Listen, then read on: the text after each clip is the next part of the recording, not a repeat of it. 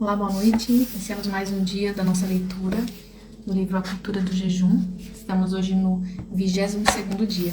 Em terceiro lugar, temos as promessas divinas de recompensa àqueles que jejuam corretamente, como uma extensão de sua piedade e compromisso. Então a luz de vocês romperá como a luz do alvorecer, e a sua cura brotará sem demora. A justiça irá adiante de vocês, e a glória do Senhor será a sua retaguarda. Então vocês pedirão ajuda e o Senhor responderá. Gritarão por socorro e ele dirá, eis-me aqui. Isaías 58, 8, 9. Então a luz de vocês nascerá nas trevas e a escuridão em que vocês se encontram será como a luz do meio-dia. O Senhor guiará-o continuamente, lhes dará de comer até em lugares áridos e fortalecerá os seus ossos. Vocês serão como um jardim regado e como um manancial cujas águas nunca secam. Vocês reconstruirão as antigas ruínas, levantarão os fundamentos de muitas gerações e serão chamados de reparadores de brechas e restauradores de veredas, para que o país se torne habitável. Isaías 58, 10, 12. Então vocês terão no Senhor a sua fonte de alegria. Eu os farei cavalgar sobre os altos da terra e os sustentarei com a herança de Jacó, seu pai, porque a boca do Senhor o disse. Isaías 58, 14. Jesus deixou bem claro que a recompensa a forma correta de jejuar, e o seu Pai, que vê em secreto, lhe dará recompensa. Mateus 6, 18. Além da exortação e da orientação que recebemos por meio da mensagem do profeta Isaías, há que se considerar também a questão da motivação, mesmo na vida dos que não estão flertando com a carne ou brincando com o pecado. Motivações ocultas. Apresentei no capítulo 5 a exortação de Jesus condenando o exibicionismo dos hipócritas que faziam questão de parecer contristados aos homens enquanto jejuavam, no intuito de promover uma aparente espiritualidade. Citei John Wesley e acho válido trazer novamente a reflexão. O simples fato de sermos vistos enquanto fazemos quaisquer dessas coisas é uma circunstância puramente indiferente. Mas fazê-los com o propósito de sermos vistos e admirados, isso é o que o nosso Senhor condena. Nem sempre quem age assim enxerga o erro que está cometendo. Às vezes são motivações ocultas. É necessário manter um coração ensinável e sensível a Deus, de modo que percebemos o que está incoerente e então procedermos aos ajustes necessários. A motivação errada pode comprometer a coisa certa que fazemos. A prática cristã não diz respeito apenas àquilo que é exterior, visível, mas ao que é interior, invisível aos homens. Porém não é a Deus, porque o Senhor não vê como o ser humano vê. O ser humano vê o exterior, porém o Senhor vê o coração. 1 Samuel 16, 7. No início de 2008, separei 21 dias de jejum, apenas ingerindo água. Nomeei aquele ano como o ano da busca, pois queria buscar a Deus como nunca havia feito no terreno da oração, da palavra e do jejum. Nunca havia jejuado por mais de 2 semanas. Decidi sem nenhuma convocação divina que faria o meu maior jejum, e fiz. Algumas semanas depois, tive uma experiência marcante e inesquecível que narro no início do meu livro, até que nada mais importe. O Senhor me corrigiu acerca da minha atitude. Ele me fez perceber que eu estava valorizando mais a performance da busca, quebrando recordes, do que o objeto supremo da busca, Ele. O que estava em meu coração e até então eu não percebia. Ficou claro como o dia, chorei profundamente e me arrependi. No entanto, acabei errando de novo, em outro aspecto. Parei de jejuar até entender o que deveria ser consertado. A verdade é que o problema nunca foi o jejum, mas a motivação com que eu realizava. Estava dando mais foco ao jejum do que ao meu coração e minhas reais motivações. No entanto, depois daquela experiência em 2008, por 10 anos nunca mais fiz um jejum prolongado. Fazia apenas períodos menores, de 1 semana ou menos. Não queria mais errar. Uma década depois, em 2018, eu estava pregando sobre a experiência que tivera 10 anos antes, para instigar o que buscássemos a Deus dando importância à pessoa dele e não à performance. Compartilhei então como havia sido a visitação divina na reunião de liderança, momento exato no qual recebi do Senhor a repreensão acerca do que estava por trás do meu jejum. Emocionei-me só de lembrar. Naquele instante, no meio da pregação, o Espírito Santo falou comigo. O que provocou aquela experiência foi o jejum que você fez? Levei um susto, resmunguei interiormente enquanto pregava, tentando levar adiante o diálogo em um momento tão inusitado. Achei que aquele jejum não havia tido valor algum. E o Senhor sussurrou em meu íntimo. Eu nunca disse que ele não teve valor ou resultados, apenas corrigi a sua motivação errada. O que deveria ter sido evitado era a motivação errada, não o jejum prolongado. Eu joguei fora a oportunidade de seguir praticando jejuns prolongados por uma década inteira. Estava em choque, não sabia o que pensar ou dizer e ainda precisava dar atenção à exposição bíblica que fazia em nossa igreja. Naquele exato momento eu simplesmente soube, de uma forma que não consigo explicar, que eu deveria fazer um jejum de 40 dias ingerindo somente água.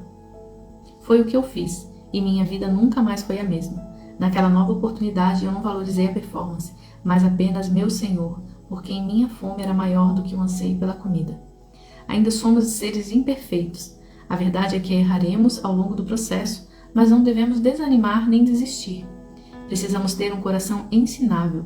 À medida que nos aproximamos do Senhor, Ele explorará o nosso coração, não para nos repelir. Pelo contrário, quando Deus promove conserto, ajuste e restauração, é porque Ele nos quer atrair. É importante, portanto, que estejamos sempre sondando o nosso coração, pois, como disse Paulo, que cada um examine a si mesmo. 1 Coríntios 11, 28. Além disso, também podemos pedir que Deus nos examine.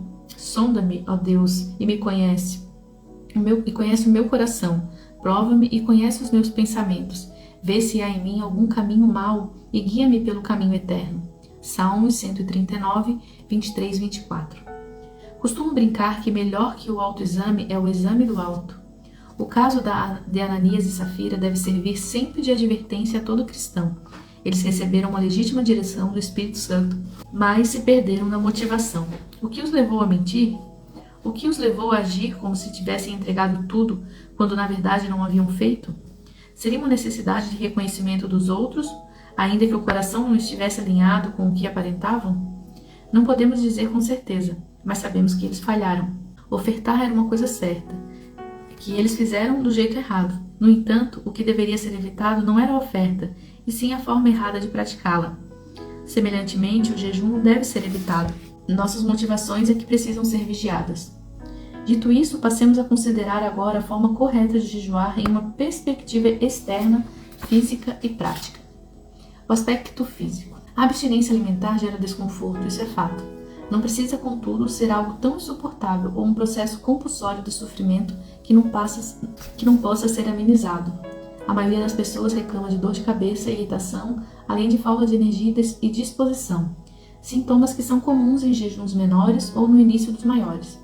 Fiz uma pequena pesquisa pelas redes sociais enquanto escrevi esse livro. Perguntei sobre o que mais incomoda as pessoas no jejum, dando 4 opções de respostas, baseado naquilo que eu ouço ao longo dos anos. O resultado de 25.893 respostas ficou assim distribuído. 8.195 pessoas responderam dor de cabeça.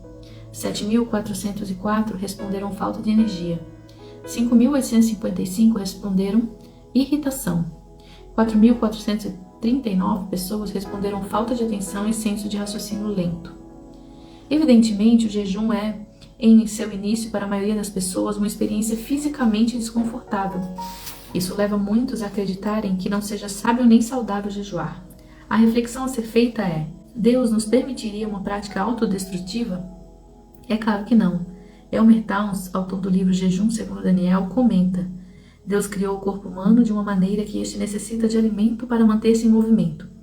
Para certificar-se de que essa necessidade seja satisfeita, Deus nos criou com um desejo por alimento chamado apetite. Comer satisfaz nosso apetite e nos dá forças para realizar as nossas atividades diárias. Então, por que alguém optaria pelo jejum? Por ficar se alimentando durante determinado período de tempo? Da perspectiva de Deus é simples.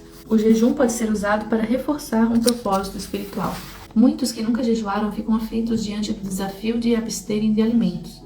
Imaginam que ficarão famintos e que a fonte tornará o desafio grande demais. A fome, né? Pressupõem que essa será uma expectativa desconfortável. Entretanto, é importante ter em mente que o jejum não causará nada mais do que uma pequena perda de peso. Também não prejudicará ninguém. De fato, alguns estudos mostram que um jejum faz até bem ao corpo pelo fato de eliminar algumas toxinas. Quem jejua por períodos maiores sabe, depois dos primeiros 3 dias, esses sintomas costumam desaparecer. Depois do 5º dia, já não se sente mais aquela vontade intensa de comer. Depois do 7º dia, O senso de bem-estar é enorme e há uma curiosa, até assustadora, sensação de que não é mais necessário comer. Depois de alguns dias, como temos dito, o corpo muda sua fonte de energia e passa a obtê-la das reservas de gordura. O médico canadense Jason Fung comenta sobre essa transição. Quando comemos, os carboidratos ingeridos causam um aumento da glicose disponível e a quantidade maior do que é necessária. A insulina ajuda a levar essa glicose abundante pela corrente sanguínea para ser armazenada e reservada para o uso posterior. Nós armazenamos essa glicose, transformando-a no fígado em glicogênio, um processo conhecido como glicogênese. Gênesis quer dizer criação de, portanto, esse termo significa criação de glicogênio. As moléculas de glicose são concatenadas em cadeias longas para formar o glicogênio. A insulina é o principal estímulo da glicogênese. Podemos converter a glicose em glicogênio e este de volta em glicose com muita facilidade, mas o fígado tem um espaço limitado de armazenamento para o glicogênio. Uma vez preenchido esse espaço, os carboidratos em excesso serão transformados em gordura. Um processo chamado lipogênese, ou seja, criar gordura de novo. Horas após uma refeição, os níveis de açúcar no sangue e insulina começam a cair. Há menos glicose disponível para ser usada nos músculos, pelo cérebro e por outros órgãos. O fígado começa a decompor glicogênio em glicose para liberá-la na circulação geral, com o objetivo de gerar energia. O processo reverso de armazenamento de glicogênio, em geral, isso acontece na madrugada se assumirmos que você não come nesse horário. O glicogênio é liberado com facilidade, mas seu suprimento é limitado. Durante um curto período de jejum significa que você não come nada, seu corpo possui glicogênio disponível em quantidade suficiente para operar. Durante um jejum prolongado, seu corpo pode criar nova glicogênese a partir de suas reservas de gordura, um processo chamado glicogenese, criação de novos açúcares. A gordura é queimada para liberar energia, a qual é enviada para o corpo, o processo reverso do armazenamento de gordura. Portanto, a dor de cabeça, a falta de energia, a irritação, a falta de atenção e o senso de raciocínio lento irão passar, e podem ser amenizados ou até mesmo evitados se observado um processo prévio e preparatório de desintoxicação. Aliás, vale dizer que os dias posteriores à limpeza do organismo, que se desintoxica por meio de jejum, são de muita energia, disposição e clareza mental. Valnice Milhomens diz assim: não se pode pensar no jejum como algo fácil e agradável. Ele não existe para isso. A Bíblia não sugere que seja. É um medicamento físico e espiritual, e aqui pode aplicar-se a palavra do farmacêutico quando dá um medicamento de gosto desagradável e diz: não é gostoso, mas faz bem. Especialmente quando falamos de jejuns maiores, há muitas dicas que podem ajudar a lidar com o desconforto inicial, amenizando o incômodo. Esses conselhos são de ordem prática, extraídos da própria experiência de quem jejua e ainda de médicos que supervisionam jejuadores, não são orientações bíblicas. As escrituras não falam acerca desse período de preparação. Amém? Chegamos ao fim de mais um dia. Boa noite. Deus abençoe.